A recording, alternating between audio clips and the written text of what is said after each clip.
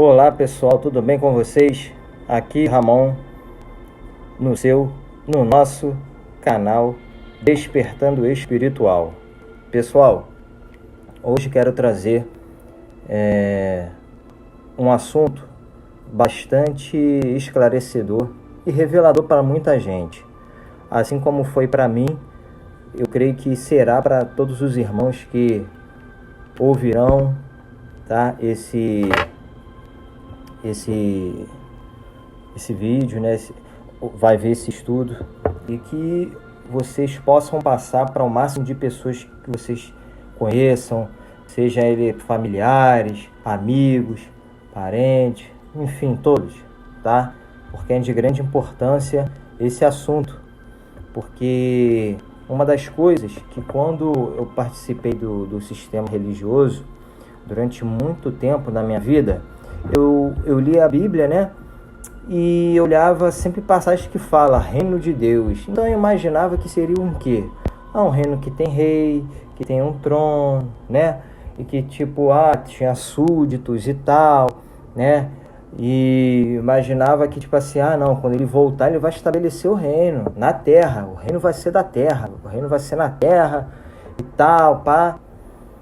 Só que quando eu tive acesso a essa informação, né, de que, na verdade, não era nada daquilo que eu imaginava, então para mim foi um choque, né, bastante grande, porque eu idealizava uma coisa e na verdade era uma outra totalmente diferente, né?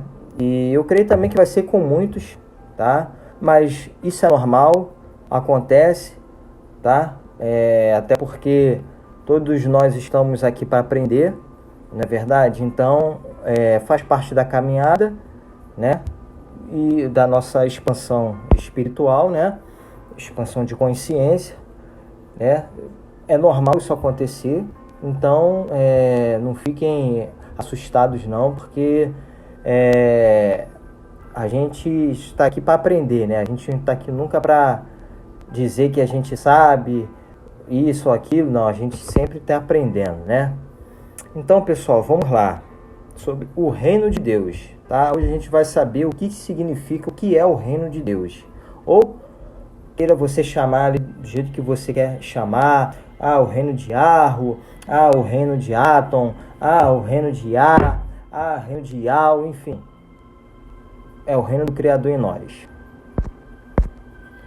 Aqui nas escrituras, né, em Lucas 18, 20 e 21, aqui, né, esse texto aqui eu acho muito interessante, né, que diz, interrogado pelos fariseus sobre quando viria o reino de Deus, Jesus lhes respondeu, não vem o reino de Deus com visível aparência, nem dirão, ele aqui ou lá está, porque o reino de Deus está dentro de vós. Então, pessoal, eu sempre ficava assim, caramba, o reino está dentro de mim, mas o que seria esse reino? Será porque Deus habita dentro de mim? E eu imaginava isso, né? E eu creio que os fariseus nem entenderam que né, Yahushua quis dizer, o que é que você chama de Yahushua, ou Yahshua, Yeshua, Yahusha, né, Cristo, Jesus, enfim. O que o Messias quis dizer aqui, a gente vai agora saber, né? E uma das coisas interessantes, quando a gente lê em Mateus, fala muito sobre quando João Batista, que é Elias, né, encarnado na terra, mas enfim, vai ser outro tema do estudo que eu vou trazer sobre isso, né, para esclarecer a vocês. Mas voltando aqui, o João Batista, que era Elias, encarnado na terra, ele dizia muito claramente, falava assim, arrependei-vos porque é o chegado o reino de Deus. Então, ou seja, Herodes, né, ele ouvia isso, né, então ele achava que é o quê? Não, então vai vir outro para tomar meu lugar. Então, todo rei da terra, antigamente, né, naquela época primitiva, né, muito, né, cheia de conflitos e guerras, né, era normal que vinha um rei, né, e combater o outro, né, derrubá-lo e estabelecer um reino em cima do que? Daquela guerra e da morte daquele rei anterior ao que iria iniciar um novo reino. Sendo que foi bem claro aqui, quando Jesus disse, né? Não, o reino de Deus não vem com visível aparência. Então, ou seja, não é de acordo com a aparência do homem. O reino de Deus não é de acordo com a aparência do homem físico. Não é de aparência física. O reino não é de aparência física. Quando a gente idealiza, né? Imagina ser fisicamente hoje aqui na Terra, né?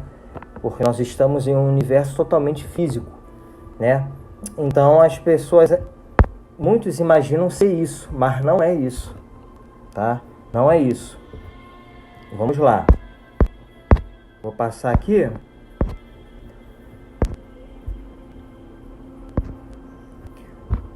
Mateus 6,33, né? Diz assim, né? Busquem, pois, em primeiro lugar o reino de Deus e a sua justiça, e todas essas coisas serão acrescentadas a vocês. Ou muitas versões diz, né? Buscai primeiro o reino de Deus e a sua justiça, e todas as coisas vos serão acrescentadas. E eu li isso daqui, eu falei, cara, o que é buscar o reino?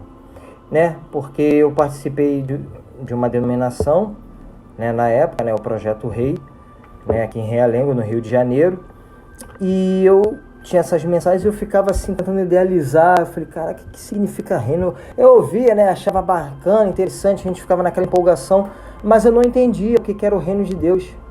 Eu não entendia, eu não conseguia entender. Eu não via a razão, uma explicação plausível que me convencesse a ter paz e segurança naquilo que eu estava ouvindo.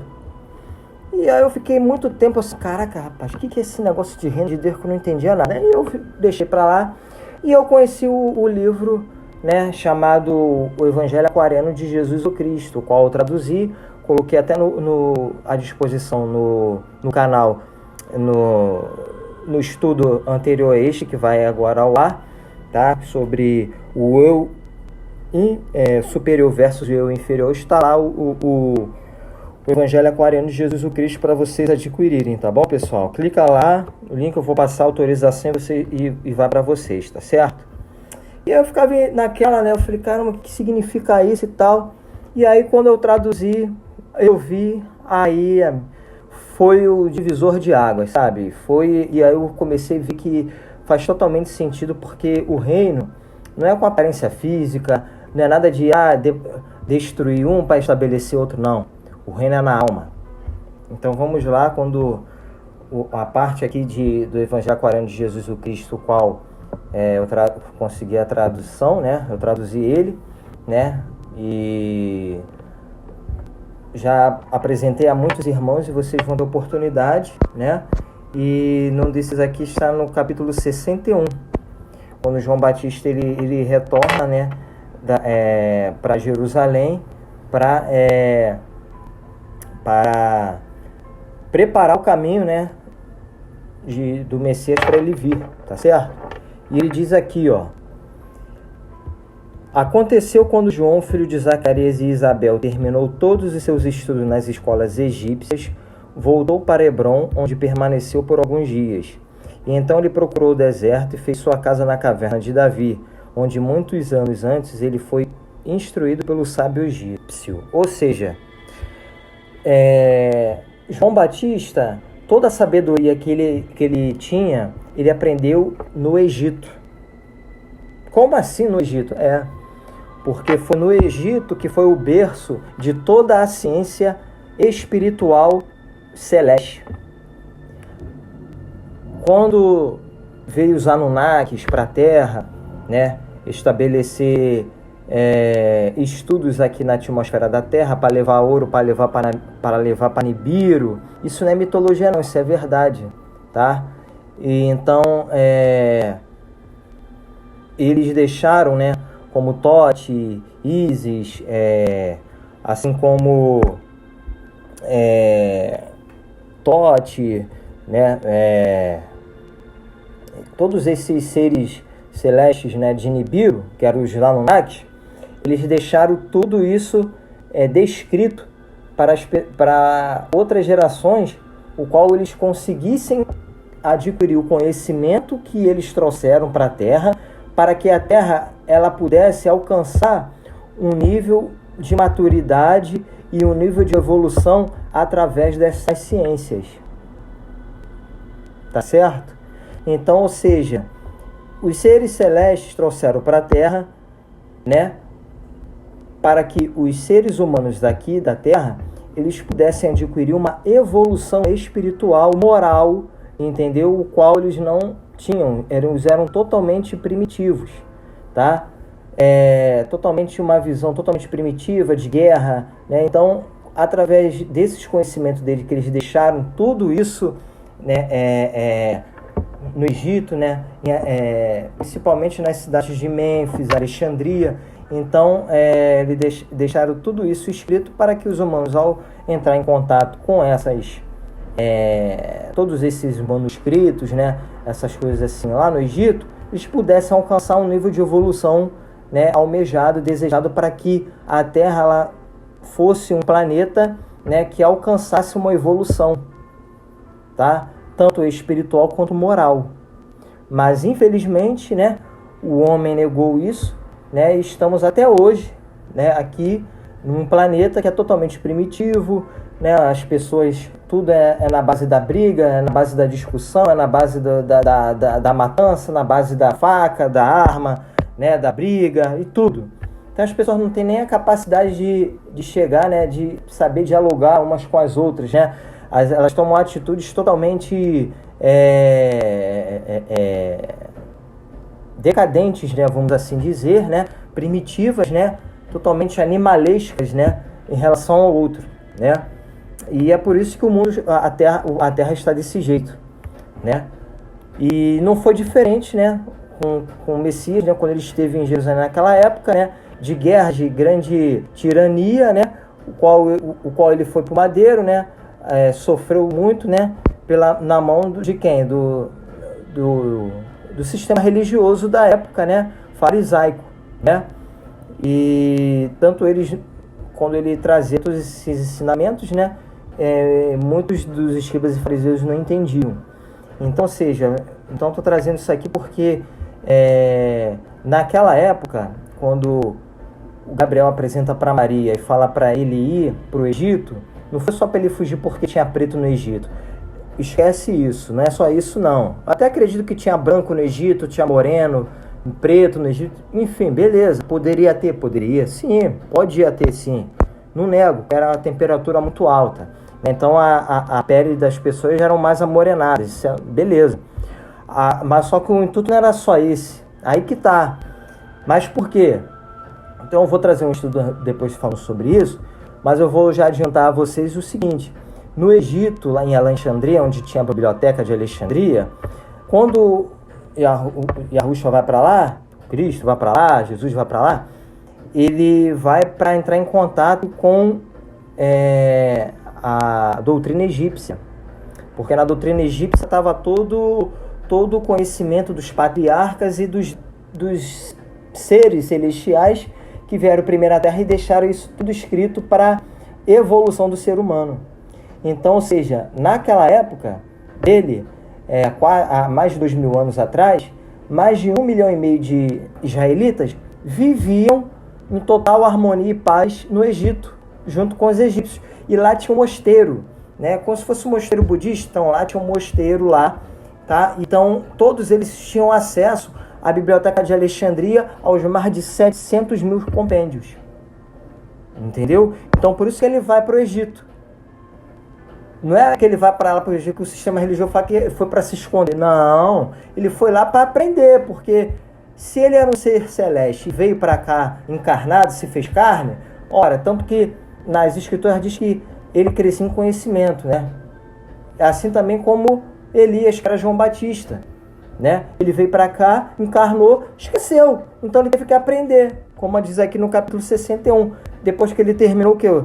Os estudos nas escolas egípcias, porque era no Egito que estava toda a ciência, tanto espiritual, metafísica, tanto mesmo de você saber as composições químicas de cada coisa, né, de você fazer certas coisas, entendeu? De você saber tirar água, você fazer um sistema de... Então tinha tudo que você tinha que aprender, tinha tudo, tinha ensino de tecnologias, ensino de metais preciosos que você poderia tirar a gravidade dele e fazer o objeto flutuar. Então tinha tudo isso no Egito, tanto que não foi à toa que Roma destruiu uma parte da biblioteca de Alexandria, qual foi queimada em 621 depois de Cristo, né? Antes da Idade Média, na época do Império Mouro, né? Vamos assim dizer, otomano dos árabes, né? Em 621 ela foi queimada por completo, foi destruída. Tá bom? Então só estou deixando um adendo aqui que eu vou entrar mais profundamente sobre isso, mas eu precisava dar essa explicação para vocês entenderem, tá bom? Porque João, ele terminou os estudos nas escolas egípcias, tá certo? Então vamos lá, voltando. Eu vou aproximar aqui. Ó, olha o que diz aqui no 3. Algumas pessoas o chamavam de eremita de Engedi, e outros diziam, ele é o homem selvagem dos montes. Ele se vestiu de pele de animais, sua comida era alfarroba, mel, nozes e frutas. Quando João tinha 30 anos de idade, ele entrou em Jerusalém e na praça ficou sentado em silêncio por 7 dias, ou seja, ele ficou em meditação. Ele ficou em meditação por 7 dias. Fez um jejum de meditação por 7 dias, né? Então, ou seja, 30 anos, pessoal, era a idade naquela época que os israelitas, ou um hebreu, ele já tinha uma maturidade espiritual e de conhecimento para ensinar, passar o conhecimento a outros. Só para vocês terem uma ideia, com 17 anos, o homem já estava apto a casar. As mulheres naquela época, com 15, 16 anos, já estava apto a casar. Porque a expectativa de vida naquela época era muito curta, pelos conflitos que sempre existiam entre povos vizinhos, né, inimigos dos hebreus. Então, ou seja, havia muita morte por causa de guerra, então a expectativa de vida daquela época era muito curta. Era raro os casos que as pessoas viviam por muito tempo, mais de 60, 70 anos, era raro. Mas a grande maioria morria cedo, por conta que se alistava em exército, brigas, né, invasões romanas, né, que acontecia, gregas e tal. Então, nessa idade de 30 anos, era uma maturidade já que naquela época a pessoa já tinha para saber ensinar, passar um conhecimento, uma pessoa experiente, tá? Vamos assim dizer. Então, voltando. Aqui o verso 6. A plebe e os sacerdotes, os escribas e fariseus saíram em multidão para ver o eremita silencioso dos montes, mas nenhum teve a coragem de lhe perguntar quem ele era. Mas, terminando seu jejum silencioso, pôs-se em pé no meio de todos e disse, eis que vem o rei. Os profetas falaram dele. Os sábios há muito o procuram. Prepara-te, ó Israel, prepara-te para enfrentar o teu rei. E isso foi tudo o que ele disse. E então ele desapareceu, e ninguém sabia para onde ele tinha ido. E houve grande inquietação em toda Jerusalém. Os governantes ouviram a história do eremita das colinas, e enviaram mensageiros para falar com ele, para que soubessem a respeito do rei vindouro.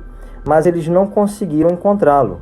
E passado alguns dias, voltou novamente à praça do mercado, e toda a cidade veio ouvi-lo falar. E ele disse, não vos perturbeis, ó governantes do estado. O rei vindouro não é antagonista. Ele não procura lugar em nenhum trono terreno. Ele vem, o príncipe da paz, o rei da justiça e do amor. Seu reino está dentro da alma. Então o reino de Deus é o reino da alma. É o reino da alma. O reino de Deus, o reino habita na alma de cada um de nós. Os olhos dos homens não o verão, e ninguém pode entrar senão os puros de coração. Prepara-te, ó Israel, prepara-te para enfrentar o teu rei. De novo o eremita desapareceu. As pessoas se esforçavam para segui-lo, mas ele havia desenhado um véu sobre sua forma e os homens não podiam vê-lo. Chegou um dia de festa judaica. Jerusalém estava cheia de judeus e prosélitos de todas as partes da Palestina. E João estava no pátio do templo e disse, prepara-te, ó Israel, prepare-se para encontrar seu rei. Eis que você tem vivido em pecado. O pobre clama em suas ruas e você não os considera. Seus vizinhos, quem eles são? Você defraudou amigos e inimigos da mesma forma. Você adora a Deus com voz e lábios. Isso até hoje, né, pessoal? Seus corações estão longe e cravejados de ouro, ou seja, riqueza. Só querem riqueza, materialismo. Os teus sacerdotes amarram ao povo fardos demasiado grandes para suportar. Vivem à vontade com os salários arduamente ganhos dos pobres. Teus advogados, médicos e escribas são inúteis escravizadores da terra. São apenas tumores no corpo do Estado. Eles não trabalham nem fiam, mas consomem os lucros dos seus mercados de comércio. Os vossos governantes são adúlteros, extorsores, e ladrões, não respeitam os direitos de ninguém. E ladrões cumprem seu chamado nos salões sagrados, o templo sagrado que você vendeu a ladrões. Suas bocas estão nos lugares sagrados separados para oração. Ouça, ouça, vocês, povo de Jerusalém, reformem-se, afastem-se de seus maus caminhos, ou Deus se afastará de você, e os pagãos de longe virão, e o que resta de toda a sua desonra e fama passará em 1 hora. Prepara-se, Jerusalém, prepara-se para encontrar seu rei. Ele não disse mais nada, ele saiu do tribunal e ninguém ouviu ir. Os sacerdotes e doutores e os escribas ficaram todos furiosos. Eles procuraram João com a intenção de prejudicá-lo. Eles não encontraram, o povo o defendeu, e eles disseram: o eremita fala a verdade. Então os sacerdotes, os doutores e os escribas ficaram com muito medo. Eles não disseram mais nada, eles se esconderam. Aqui, pessoal, quando eu acabei de ler isso aqui, há alguma diferença daquela época com os dias atuais? Respondam, com sinceridade. Não há diferença alguma daqueles dias para os dias atuais. Porque é exatamente a mesma coisa que acontece hoje. É incrível. Por quê? As pessoas estão totalmente são apegadas totalmente à matéria, amam o dinheiro, têm amor ao dinheiro, ouro, prata, tudo isso é riqueza. São apegadas às riquezas, às coisas palpáveis, materiais, entendeu? Por isso que o mundo está do jeito que está. Porque as pessoas, elas fazem o seu Deus a riqueza, mamão, o dinheiro, a riqueza. É isso que acontece. As pessoas não estão nem aí, estão dispostas a ajudar ninguém. Elas querem tudo para si e nada para ninguém. Não querem repartir nada, porque são totalmente materialistas, totalmente apegadas à matéria. E não é diferente com a religião evangélica hoje, tá? Com o cristianismo hoje, seja ele na vertente católica, romana, e seja ele na atual origem evangélica, que saiu também do catolicismo. Vocês podem ver todos os templos aí, todos cheios de ouro, tudo com monumento de ouro, lá, tudo muito bonito, mas aquilo é tudo material. É só parede aquilo dali, é tudo 4 paredes, entendeu? E inventaram ainda, botaram na mente das pessoas que dízimo é dinheiro. Então eles ficam toda hora pedindo dinheiro. É um culto, vamos dar o dízimo, deturpam todo o significado de que significava dízimo. Bota para dinheiro, matéria, algo papável, riqueza. Entendeu? O Criador está muito longe disso. O Criador está muito longe disso.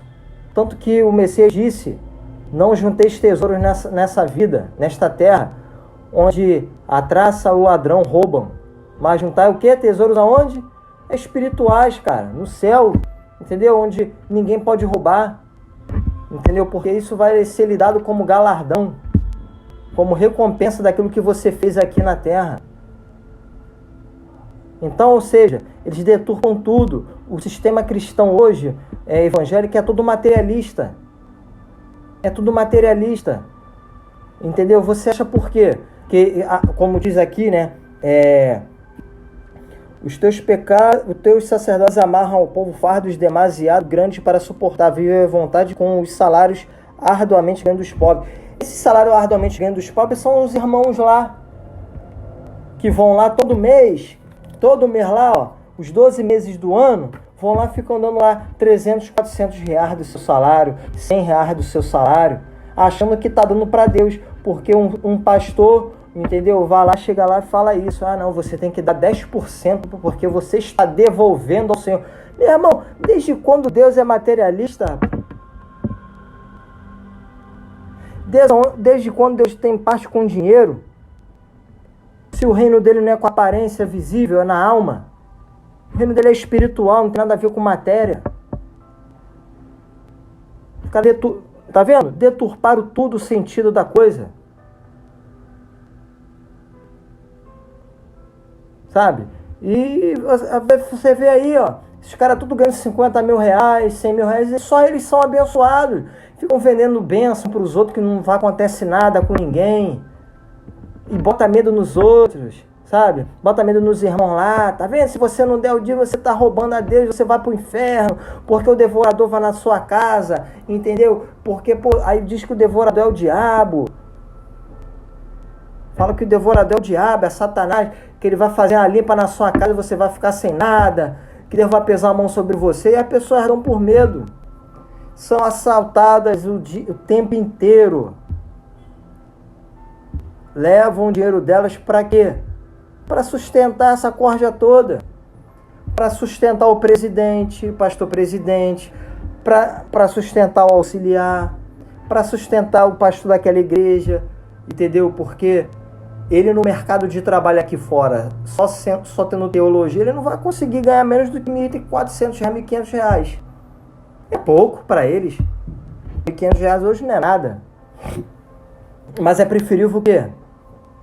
Continuar na mentira, né? Falando que dízimo é dinheiro, né? Inventando essa mentira para os irmãos, né? Botando medo, né? Faz fogueira santa, né? Faz campanha da vitória, faz campanha daquilo, e é culto de consagração, e sempre no final tem o quê? Oferta para você dar, R$20, 10, parará. Depois vem um dízimo mensal para você dar. Essa que é a verdade. Então, ou seja, deturparam tudo o sentido do reino que é espiritual, que é na alma, para o físico, materialista. E isso daí que é o espírito do anticristo. O espírito do anticristo é isso, é o materialismo. O espírito do anticristo é isso, é o materialismo. A marca da besta é isso, é você deixar de ter o quê? Uma evolução espiritual, você ter uma expansão de consciência para você regredir. Para você regredir num sistema que te escraviza. É isso. Porque religião, a religião ela serve, sabe para quê? Para engessar mentes. Quanto mais a sua mente é engessada, mais razão você dá àqueles que te escravizam. E você nem percebe. E isso acontece o tempo inteiro, hoje. Você pode ver aí. Tem alguma diferença daquela época para os dias de hoje? Não, acontece a mesma coisa. Tá? Vocês estão vendo aí como é que são as coisas? É complicado. Voltando.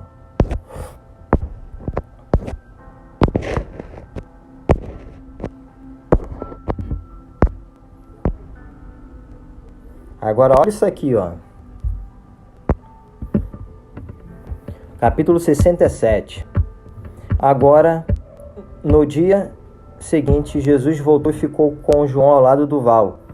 E João o convenceu a falar. E levantando-se disse: Homens de Israel, ouçam, o reino está próximo. Eis que o grande guarda-chaves da era está no meio de vocês. E com o espírito de Elias ele veio. Ou seja, João Batista, que era o Elias. Eis que ele girou a chave. Os poderosos portões se abrem e todos os que quiseram podem saudar o rei. Vejam essas multidões de mulheres, crianças e homens. Lotam as avenidas, lotam os pátios externos. Cada um parece ter a intenção de ser o primeiro a encontrar o rei. Eis que vem um censor e chama. Quem quiser pode vir, mas aquele que vem deve querer se livrar de todo o pensamento mau, ou seja, mortificar o eu inferior. Dá trabalho, hein? Tá pensando que é mole? Você matar o teu eu inferior? Não é fácil não, meu amigo. É isso que ele está querendo dizer. Deve suportar o desejo de gratificar. Deve superar o desejo de gratificar o eu inferior. Deve dar sua vida para salvar o perdido. Quanto mais perto da porta do reino você chega, mais espaçosa é a sala. As multidões se foram. Se os homens pudessem vir ao reino com seus pensamentos carnais, suas paixões e desejos, dificilmente haveria lugar para todos. Mas quando não podem levá-los para a porta estreita, desviam-se. Os poucos estão prontos para entrar e ver o rei. Eis que João é um grande pescador, pescando as almas dos homens. Ele lança sua grande rede no mar da vida humana. Ele puxa e está cheio. Mas que confusão! Uma captura de caranguejo, lagostas, tubarões e coisas rastejantes, com, de vez em quando, um peixe de melhor espécie. Eis que os milhares vêm ouvir o homem selvagem dos montes. Eles vêm em multidão para que ele possa lavá-los no dilúvio de cristal, e com os lábios eles confessam seus pecados. Mas quando amanhece, nós os encontramos novamente em seus esconderijos de vício, injuriando João e amaldiçoando a Deus e amontoando insultos sobre o rei. Mas bem-aventurados os puros de coração, porque verão o rei, e bem-aventurados os fortes de coração, porque não serão lançados ao redor por todo vento que sopra. Mas enquanto os inconstantes, os irrefletidos, voltaram para a terra do Egito em busca de alho poró e ervas carnais para saciar seus apetites, os puros de coração encontraram o rei. Mas mesmo aqueles cuja fé é fraca e que nada mais são do que manifestações carnais, algum dia voltarão e entrarão com alegria para ver o rei. Ó homens de Israel, prestem atenção ao que este profeta tem a dizer. Seja forte em mente, seja puro de coração, ser vigilante na ajuda, o reino está próximo. Tendo Jesus dito isso, partiu com seus discípulos, chegou a Betânia e ficaram muitos dias com Lázaro. Então, pessoal, aqui está a chave da mensagem, tá? Por quê? Quando diz aqui, ó,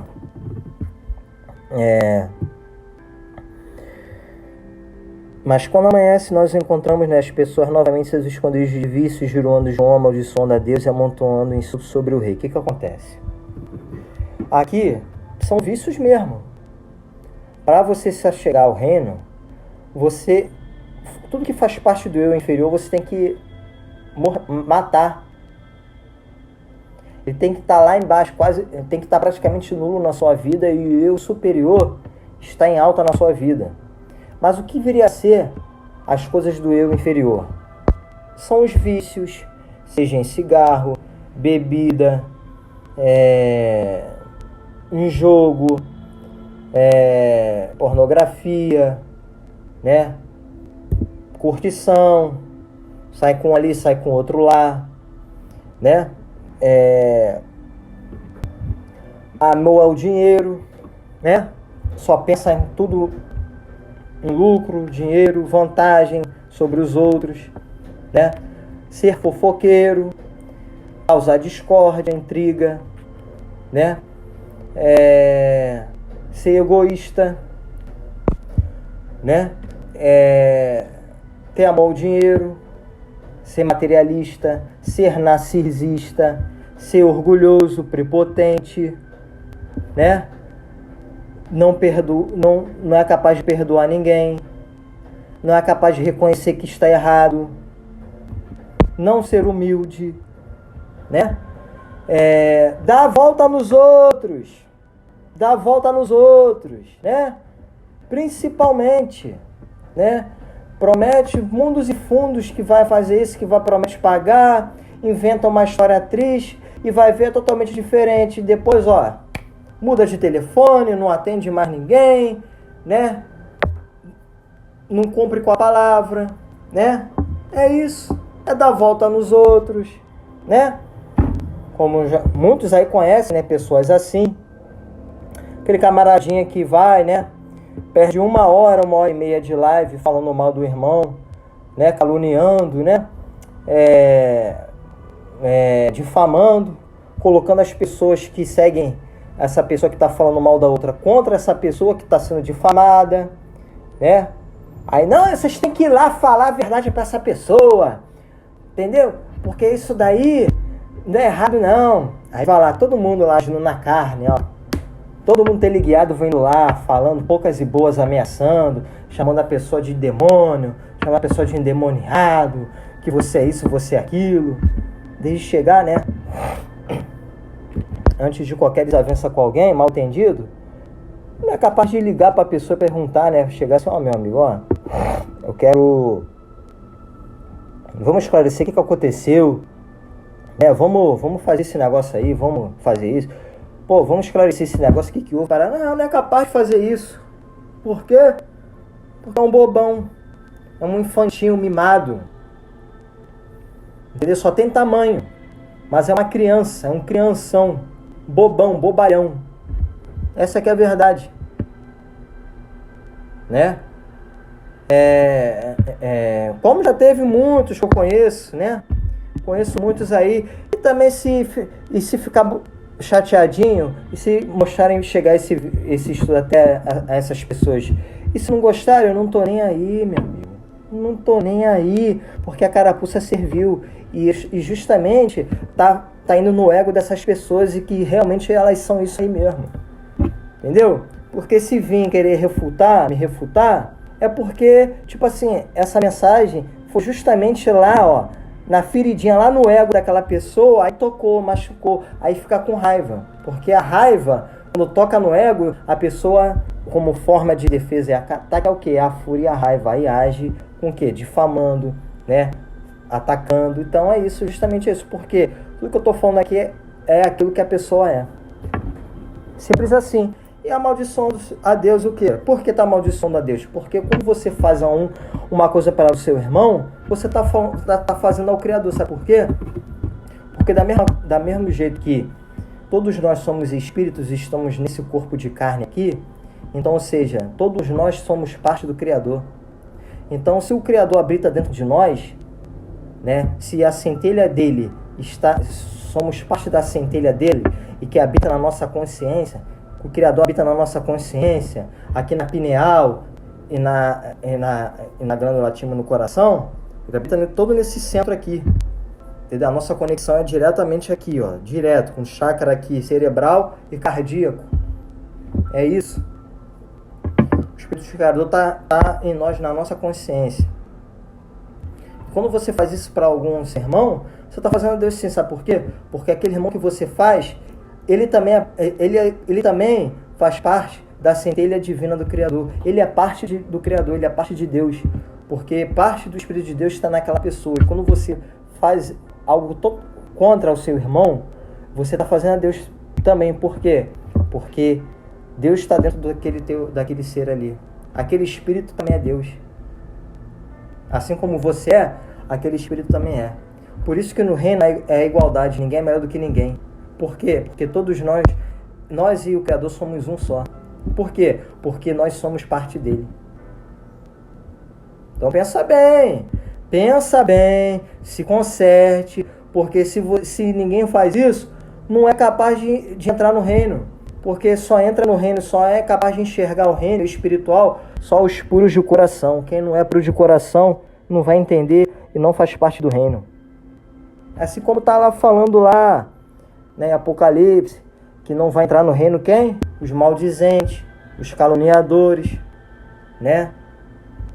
Quem pratica a injustiça, quem é apegado ao dinheiro, os beberrões, tudo isso faz parte do eu inferior.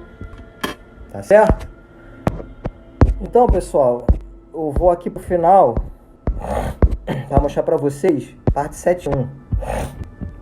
Que isso aqui é muito importante, né? E pra gente terminar, para não ficar muito cansativo, né? Que eu acho que eu já falei, acho que já é o suficiente, né? Olha o que se diz isso daqui, ó. Capítulo 71. A cidade de Cafarnaum ficava à beira do mar da Galileia, e ali ficava a casa de Pedro. As casas de André, João e Tiago estavam próximas.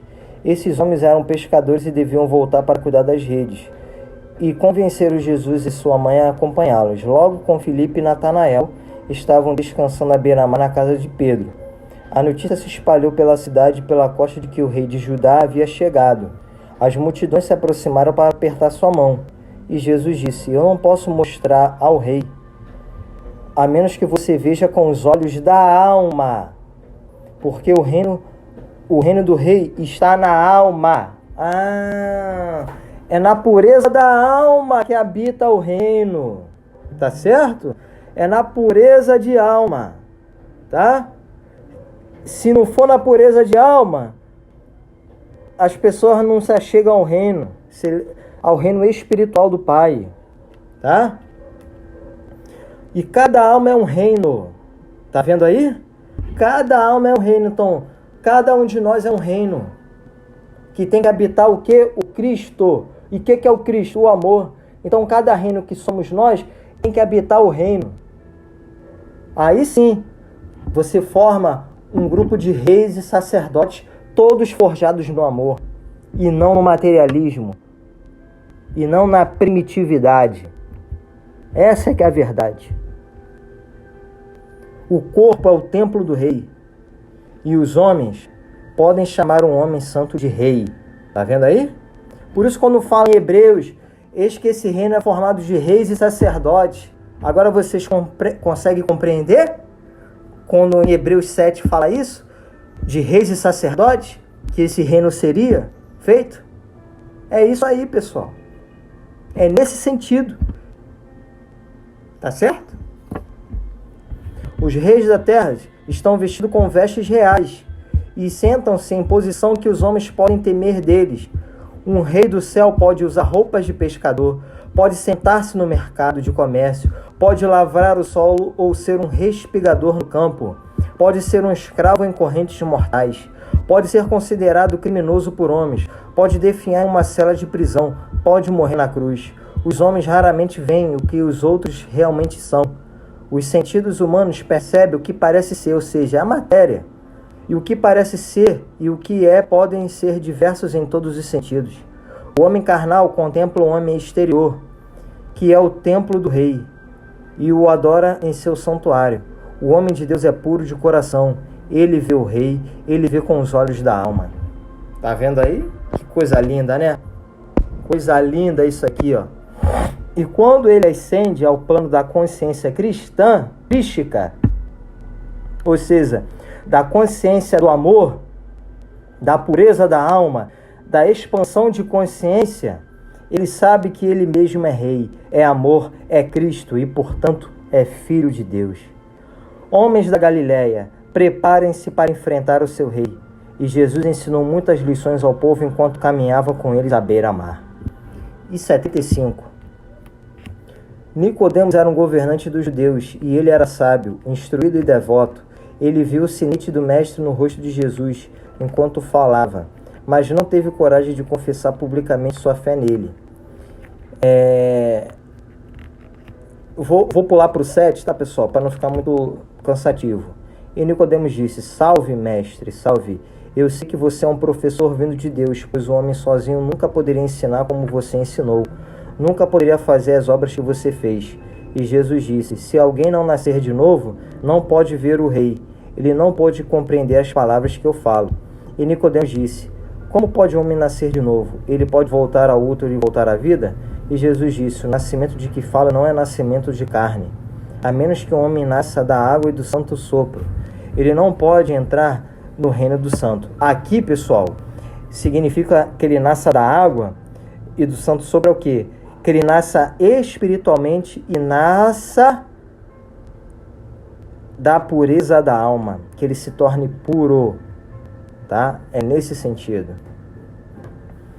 O que é nascido da carne é filho do homem, e o que nasce do santo sopro é filho de Deus. Os ventos sopram onde querem, os homens ouvem as vozes e podem notar os resultados, mas não sabem de onde vêm, nem para onde vão. E assim é todo aquele que nasce do sopro sagrado. O governante disse, não entendo, por favor, diga-me claramente o que você quer dizer. E Jesus disse, o reino do santo está na alma. Os homens não podem vê-lo com seus olhos carnais, com todos os seus poderes de raciocínio. Eles não o compreendem. É uma vida profundamente escondida em Deus. Seu reconhecimento é uma obra da consciência interior. Os reinos do mundo são reinos da vista. O reino do santo é o da fé. Seu rei é o amor. Os homens não podem ver o amor de Deus em manifesto. E assim nosso Pai, Deus, vestiu esse amor com carne. Carne de um filho do homem. Bom, é isso, pessoal. Tá vendo aí? Que coisa linda e maravilhosa, né, pessoal? Então, eu espero que tenha sido esclarecedor, né, sobre o reino de Deus, né? Então, possamos ser perfeitos, né? A cada dia a gente matar, né, nosso eu inferior para que o nosso eu superior cresça a cada dia. Tá certo? Então, pessoal, espero que vocês tenham gostado desse estudo, tá? Em breve darei outro estudo totalmente revelador para vocês, tá bom? E não se esqueçam de compartilhar esse estudo com outras pessoas, qual estão próximas de vocês, tá? Dá o like, compartilha essas informações para que outras pessoas também possam ter acesso a esses conhecimentos vindo do alto, tá bom? Um grande abraço a vocês e fiquem todos na paz do nosso Senhor e Salvador. Um grande abraço.